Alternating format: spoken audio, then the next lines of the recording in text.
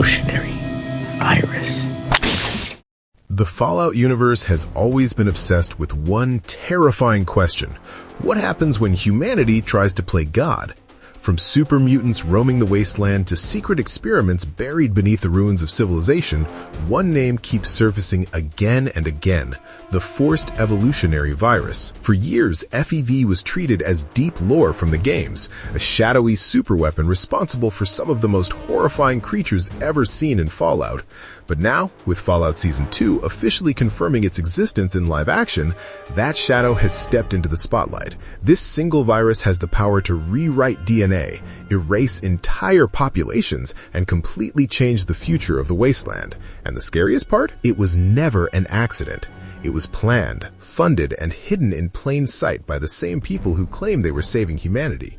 Welcome back to your Nerdy Show. I'm your host, Spoiler Master. Today, we're breaking down exactly what the Forced Evolutionary Virus is, how it works, its brutal effects, whether it can actually be cured, and why its reveal in Fallout Season 2 could change everything we thought we knew about Vault-Tec, the Wasteland, and the fate of humanity itself. The origins of FEV before the Great War. FEV originated as a pre-war military project, created during a time when the United States was locked in a Cold War with China and desperately seeking an edge.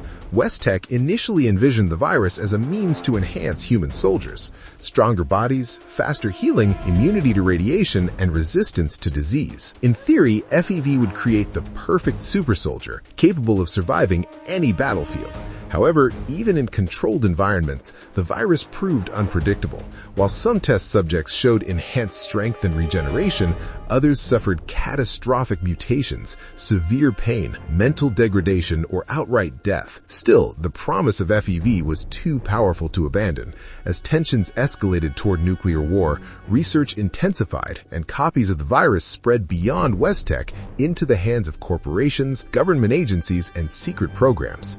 This unchecked proliferation would later ensure that FEV survived the apocalypse, hidden away in vaults, laboratories, and abandoned facilities, waiting to be rediscovered.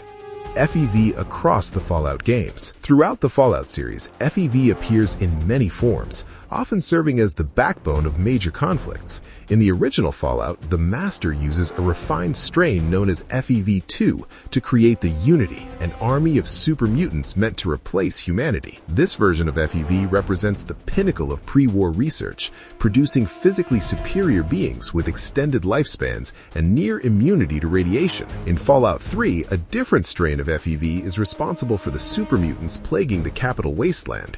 These mutants are more aggressive, less intelligent, and often created through forced exposure, resulting in far higher failure rates. Fallout 4 introduces yet another strain, developed by the Institute, which leads to the creation of the Commonwealth's distinctive super mutants, and eventually enables the only partial reversal of FEV ever achieved.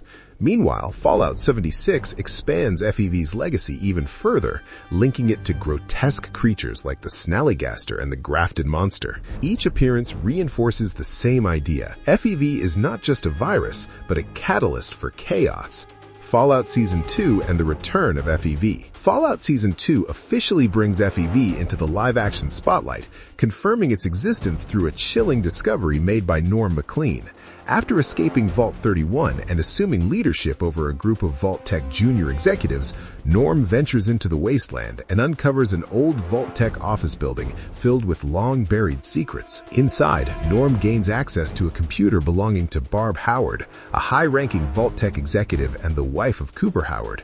What he finds is a reference to Future Enterprise Ventures, a coded term that turns out to be a cover for Forced Evolutionary Virus research. The files describe FEV as a gene-altering agent for organism supercharging, a phrase that perfectly captures both its promise and its horror. This moment is massive because it confirms that Vault-Tec wasn't just running social experiments, it was directly involved in some of the most dangerous biological research in human history.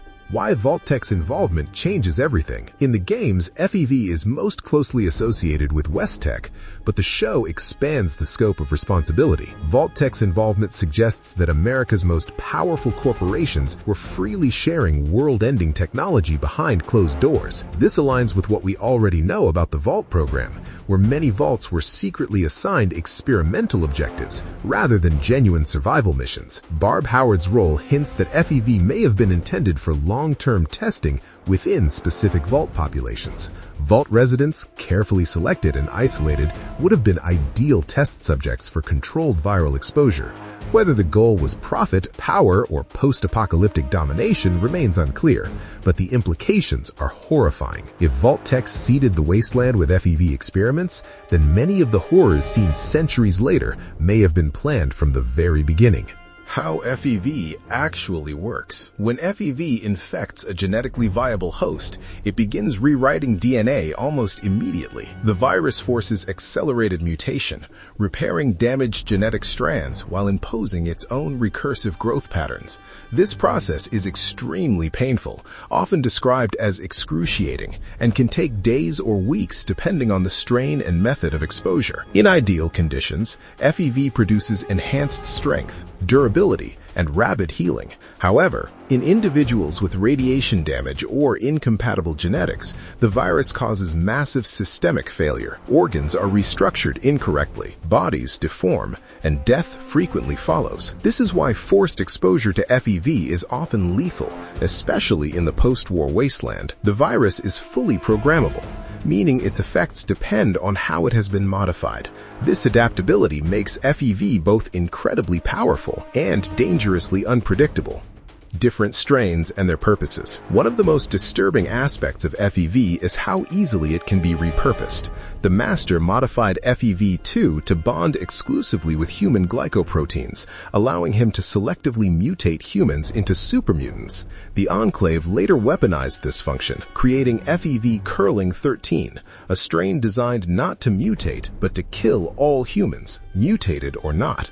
Elsewhere, the U.S. military used modified FEV to create Frank Horrigan, an incredibly powerful supermutant encased in power armor. In Appalachia, reckless experimentation led to monstrous failures, while scientist Weston Lesko attempted to use FEV to shrink giant ants, only to trigger the destruction of Greyditch. Each strain reflects the intentions of its creators, proving that FEV is less a single virus and more a customizable biological platform. Immortality, strength, and sterility. One common effect across most FEV strains is continuous augmented cell growth. Supermutants experience a significantly increased mitosis rate, granting enhanced regeneration and dramatically extended lifespans. In some cases, FEV effectively renders its hosts immortal by constantly repairing genetic damage and preventing aging. However, this same process leads to one of FEV's most tragic side effects, sterility. The virus often misidentifies reproductive cells as damaged tissue and repairs them into non-viable forms. This means that most supermutants are incapable of reproduction, dooming their species to eventual extinction. The Master's army didn't realize this flaw for years, as FEV left external sexual characteristics intact. Only later did the horrifying truth emerge: the Unity could never replace humanity. Is there a cure for FEV? FEV was designed to be permanent. It does not store original DNA, making true reversal nearly impossible. Before the Great War, no method existed to remove FEV from an infected host. The Enclave developed inoculations to protect against their own strains, but these were preventative, not cures. The closest thing to a cure comes from the Institute. Dr. Brian Virgil successfully used a retroviral serum to reverse his transformation into a supermutant. This process took a week and caused significant side effects, but it proved that reversal was theoretically possible. Even so, it was not a universal cure, only a second forced mutation tailored to a specific FEV strain. Generalizing this process would take decades of research, assuming the Institute, or anyone else, survived long enough to complete it. What FEV means for Fallout's future. With Fallout Season 2 confirming FEV's existence, the virus is poised to become one of the show's most important narrative elements. It connects Vault-Tec, the Enclave, super mutants, and the very ideology behind the Brotherhood of Steel's technological containment. FEV isn't just a monster-making machine, it's a symbol of humanity's arrogance, its belief that it could control evolution itself. Every horror born from the Wasteland traces back to that single decision to weaponize life. As the show continues to explore pre-war conspiracies and post-war consequences, FEV may prove to be the missing link tying everything together. And, if history is any indication, its return will change the Wasteland forever. Our nerdy thoughts: the Forced Evolutionary Virus isn't just another experiment gone wrong. It's the backbone of Fallout's darkest secrets, from super mutants and genocidal bioweapons to Vault-Tec's hidden hand in shaping the post-war world. FEV proves that the real monsters of the Wasteland were created long before the bombs ever fell. And now that the virus has officially entered the live-action canon, the future of Fallout Season 2 feels more dangerous and unpredictable than ever. If Vault-Tec was willing to experiment with humanity itself, then nothing in the Wasteland is off-limits, and the consequences may finally be coming due.